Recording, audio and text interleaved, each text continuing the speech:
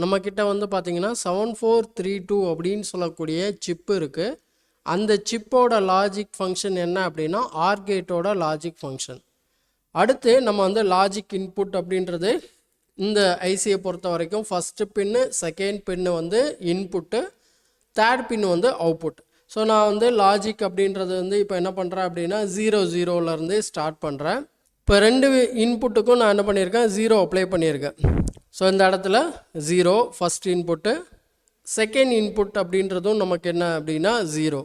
So 0 அப்படின்னா output நமக்கு என்னவா இருக்கும்? ஸோ அந்த இடத்துல 0 தான் வரும் அப்படின்னு சொல்லி நம்ம படித்தோம்.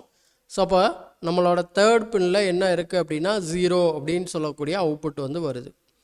இப்போ நான் என்ன பண்ணுறேன் அப்படின்னா செகண்ட் பின் அதாவது ஃபஸ்ட் இன்புட்டை வந்து இப்போது 1 பண்ணுறேன். ஸோ அப்போ இந்த இடத்துல லாஜிக் என்ன ஆகுது அப்படின்னா 1 0. ஸோ செகண்ட் இன்புட் வந்து 0. இப்போ தேர்ட் பின் நமக்கு அவுட்புட் என்னவா இருக்குது அப்படின்னா 1 இருக்குது. அப்போது 1 0 அப்படின்னா அவுட்புட் வந்து நமக்கு என்ன தான் அப்படின்னா 1. ஸோ அதுதான் நம்ம வந்து இப்போ தேர்ட் பின்னில் பார்த்துருக்கோம். அடுத்து செகண்ட் பின்னை வந்து நான் இன்புட்டை வந்து 1 பண்ணுறேன். 0 1 அப்படின்ற மாதிரி கண்டிஷன் எடுத்துகிட்டு வரேன். ஸோ அப்போ ஃபஸ்ட்டு இன்புட் அப்படின்றது 0, செகண்ட் இன்புட் அப்படின்றது 1, இப்போது தேர்ட் அவுட்புட் அப்படின்றது 1. இப்போ 0 1 அப்படின்னாலும் நமக்கு என்ன தான் அப்படின்னா அவுட்புட் வந்துட்டு 1 தான். நெக்ஸ்ட்டு ஃபைனல் அவுட்புட் அப்படின்றது ஃபைனல் ட்ரூத் டேபிளில் நம்ம வந்து 1 1 அப்படின்னு சொல்லக்கூடிய கண்டிஷனை செக் பண்ணுறோம்.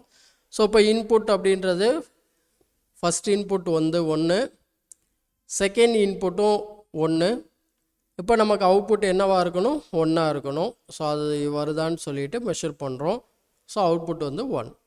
அப்போ 0 0னா அவுட்புட் வந்து பார்த்திங்கன்னா நமக்கு வந்து 0, 0 1னாலும் அவுட்புட் 1, 1 0னா அவுட்புட் 1, 1 1னாலும் அவுட்புட் 1. ஸோ இதுதான் வந்து பார்த்திங்கன்னா ஆர் கேட்டோட லாஜிக்.